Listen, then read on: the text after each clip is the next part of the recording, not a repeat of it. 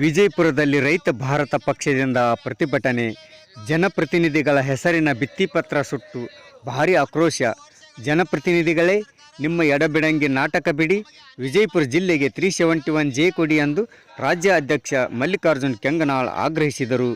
ವಿಜಯಪುರ ನಗರದಲ್ಲಿ ಸೋಮವಾರ ರೈತ ಭಾರತ ಪಕ್ಷದಿಂದ ವಿಜಯಪುರ ಜಿಲ್ಲೆಗೆ 371J ಕಲ್ಯಾಣ ಕರ್ನಾಟಕ ಮೀಸಲಾತಿಗಾಗಿ ಆಗ್ರಹಿಸಿ ನಗರದ ಬುದ್ಧ ವಿಹಾರದಿಂದ ಜಿಲ್ಲಾಧಿಕಾರಿಗಳ ಕಚೇರಿವರೆಗೆ ಬೃಹತ್ ಪ್ರತಿಭಟನಾ ಮೆರವಣಿಗೆ ಹಮ್ಮಿಕೊಳ್ಳಲಾಗಿತ್ತು.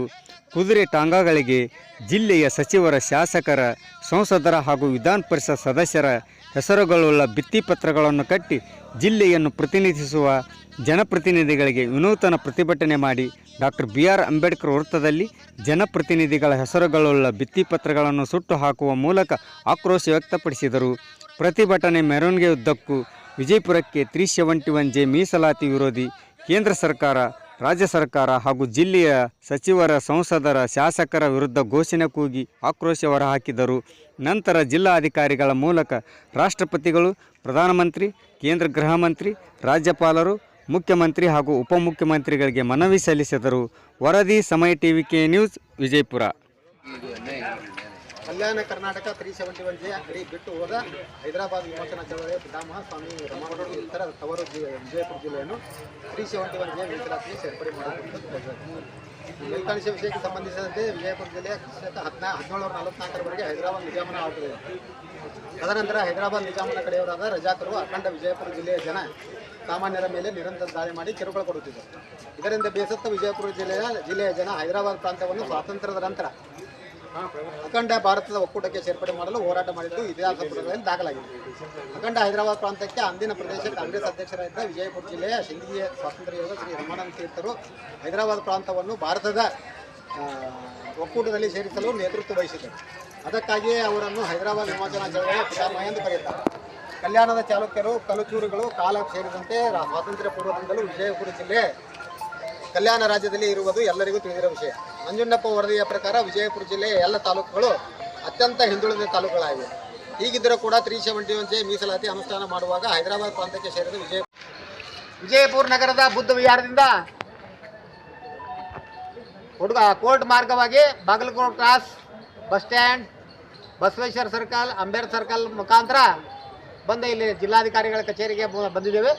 ಬಂದ ಅವರಿಗೆ ನಾವು ಮಾನ್ಯ ರಾಷ್ಟ್ರಪತಿಗಳು, ದೇಶದ ಪ್ರಧಾನಿಗಳು, ದೇಶದ ಗೃಹ ಸಚಿವರು, ಮಾನ್ಯ ರಾಜ್ಯಪಾಲರು, ಮಾನ್ಯ ಮುಖ್ಯಮಂತ್ರಿಗಳು, ಮಾನ್ಯ ಉಪಮುಖ್ಯಮಂತ್ರಿಗಳಿಗೆ ನಾವೊಂದು ಮನವಿ ಕೊಡೋಕೆ ನಾವು ಇಲ್ಲಿ ಬಂದಿದ್ದೇವೆ. ನಾವು ಮನವಿ ಕೊಡುವ ಉದ್ದೇಶ ಇಷ್ಟೇ, ನಮ್ಮನ್ನು ಆಳುತ್ತಿರುವ ಸರ್ಕಾರಗಳು ಯಾವ ರೀತಿ ಕೆಲಸ ಮಾಡಕತ್ತವ ಅನ್ನೋ ಕಾರಣ ಈ ಬಿಜಾಪುರ ಜಿಲ್ಲೆ ಒಂದು ಎಕ್ಸಾಂಪಲ್ ಅಂತ ಹೇಳ್ತೀನಿ. ಎಂತೆಂಥವ ಜಿಲ್ಲೆಗಳನ್ನು ಸೇರ್ಪಡೆ ಮಾಡಿದರು. ಉದಾಹರಣೆಗೆ ಬಳ್ಳಾರಿ ಜಿಲ್ಲೆ ಯಾವ ವ್ಯಾಪ್ತಿನೂ ಇಲ್ಲ. ಅದು ಬಳ್ಳಾರಿ ಜಿಲ್ಲೆಯನ್ನು ಸೇರ್ಪಡೆ ಮಾಡಿದರು, ಬಿಜಾಪುರ ಜಿಲ್ಲೆಯನ್ನು ಕೈ ಬಿಟ್ಟರು. ಯಾಕಪ್ಪ ಅಂತಂದರೆ ನಮ್ಮ ಜಿಲ್ಲೆಯ ಜನಪ್ರತಿನಿಧಿಗಳ ನಿರ್ಲಕ್ಷ್ಯ.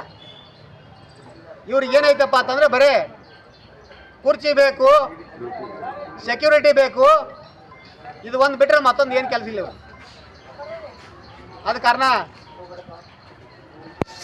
ಜಿಲ್ಲೆಯ ಜನಪ್ರತಿನಿಧಿಗಳಿಗೆ ಈಗಾದರೂ ನಾವು ಎಚ್ಚೆತ್ಕೊಡ್ರೆ ನಾವು ಒಂದು ವಾರ್ನಿಂಗ್ ಕೊಡಕತ್ತೀವಿ.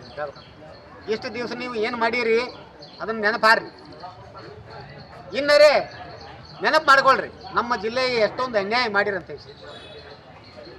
ಆದ ಕಾರಣ ನಾನು ಹೇಳಕ್ಕೆ ಇಷ್ಟಪಡೋದು ಇಷ್ಟೇ, ವಿಜಯಪುರ ಜಿಲ್ಲೆಯನ್ನು 371J ಆರ್ಟಿಕಲ್ಗೆ ಸೇರಿಸಬೇಕು, ಸೇರಿಸಿ ನ್ಯಾಯ ಒದಗಿಸಿಕೊಡ್ಬೇಕಂತ ನಾನು ಮಾನ್ಯ ಜಿಲ್ಲಾಧಿಕಾರಿಗಳ ಮುಖಾಂತರ ನಾವು ಮನವಿ ಕೊಡಕತ್ತೀನಿ ಇವತ್ತು. ಆಮೇಲೆ ಜಿಲ್ಲೆಯ ಜನಪ್ರತಿನಿಧಿಗಳು ಇದರ ಬಗ್ಗೆ ವಿಚಾರ ಮಾಡಬೇಕು, ವಿಚಾರ ಮಾಡಿ ಜನರಿಗೆ ಮೂಲಭೂತ ಸೌಕರ್ಯ ಸಿಗುವಾಗ ಮಾಡ್ಬೇಕಂತ ನಾನು ಜನಪ್ರತಿನಿಧಿಗಳಿಗೆ ವಿನಂತಿ ಮಾಡ್ಬೇಕು. ಇನ್ನು ನಮ್ಮ ಈಗ 76 ವರ್ಷ ಸ್ವಾತಂತ್ರ್ಯ ಸಿಕ್ಕ 76 ವರ್ಷ ಐತಿ. 76 ವರ್ಷನಾಗ 3 ವರ್ಷಕ್ಕೊಮ್ಮೆ ಬರಗಾಲದ ಇಲ್ಲಿ ಮತ್ತು ಮರಡಿ ಭೂಮಿ ಮತ್ತು ಕಿರುಚಲು ಗಿಡಗಳು. ಈ ಭೂಮಿಗೆ ಏನದ ನೀರಾವರಿನೂ ಪೂರ ಇಲ್ಲ ಮತ್ತು ಭೂಮಿ 2 ಡ್ಯಾಮ್ಗಳು ಕಟ್ಟಿದ್ರು ನಮ್ಮ ಭೂಮಿನೇ ಹೋಗ್ಯದ ಬಿಜಾಪುರ ಜಿಲ್ಲಾತಿ.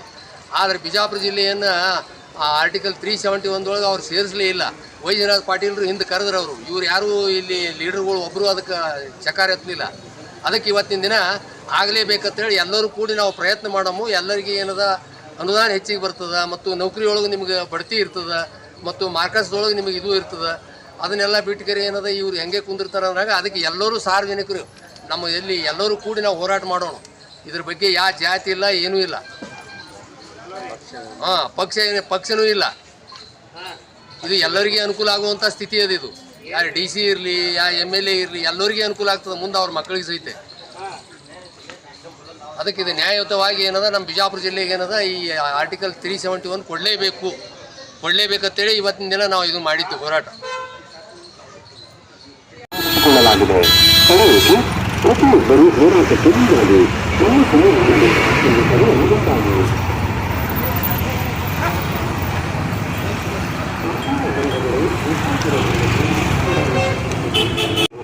ವಿಶೇಷ ಅನುದಾನ ಸೇರಿದಂತೆ ಹಲವು ಸೌಲಭ್ಯಗಳು ದೊರಕಲಿವೆ.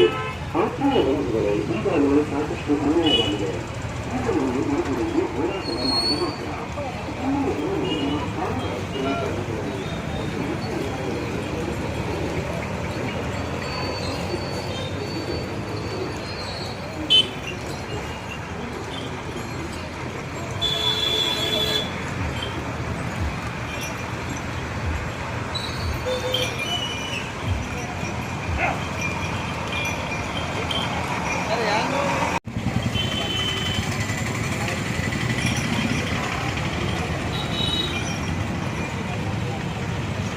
ವಿಜಯಪುರ ಜಿಲ್ಲೆಗೆ ಶಕ್ತಿ ಹೋಗಿರುವ 771 ಜೋಡಿ ಮೀಸಲಾತಿ ಸಿಕ್ಕರು ಸ್ಥಳೀಯ ಸರ್ಕಾರಿ ಉದ್ಯೋಗದಲ್ಲಿ ಜಿಲ್ಲೆಯ ಎಲ್ಲ ವರ್ಗಗಳಿಗೆ ಕಳಿಸಿದೆ. ಬಂಧುಗಳು, ವಿಜಯಪುರ ಜಿಲ್ಲೆಗೆ 771 ಜೋ ಕಲ್ಯಾಣ ಕರ್ನಾಟಕ ಮೀಸಲಾತಿಗೆ ಆಗ್ರಹಿಸಿ ರೈತ ಭಾರತ ಪಕ್ಷದ ಕರ್ನಾಟಕ ರಾಜ್ಯಾಧ್ಯಕ್ಷರಾದ ಮಲ್ಲಿಕಾರ್ಜುನ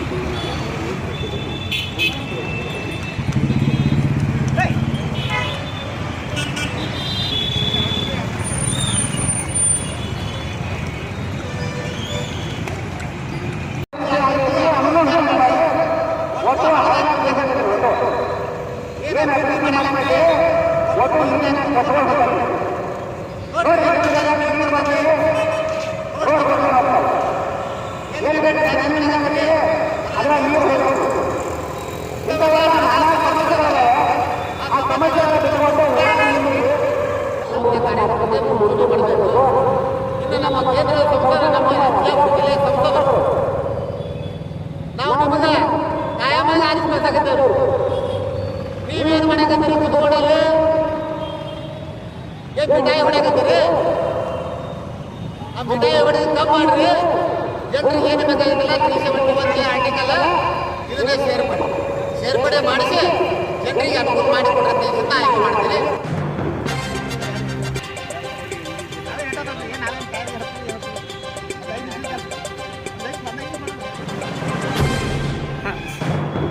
ನಿಲ್ರಿ ಸರ್.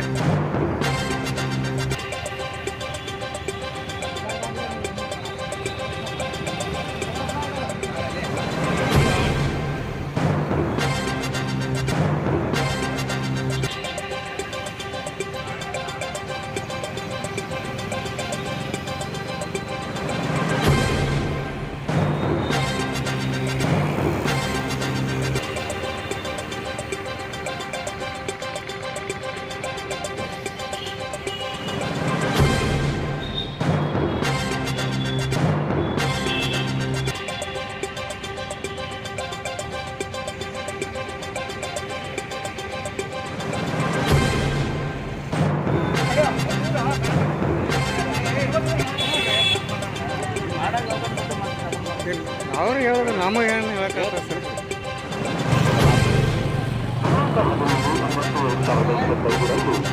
ನಗರ ಬೌದ್ಧ ವಿಹಾರದಿಂದ ವಿಜಯಪುರ ಜಿಲ್ಲಾಧಿಕಾರಿಗಳ ಕಚೇರಿಯವರೆಗೆ ಬೃಹತ್ ಪ್ರತಿಭಟನೆ ನಡೆಯಲಿದೆ.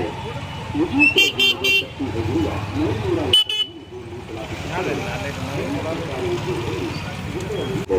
ತಡೆಯಿತು. ಪ್ರತಿಯೊಬ್ಬರು ಹೋರಾಟಕ್ಕೆ ಮುಂದಾಗಿ ನಮ್ಮ ಸಂವಿಧಾನದ ಹಕ್ಕನ್ನು ಪಡೆಯಲು ಮುಂದಾಗಿ.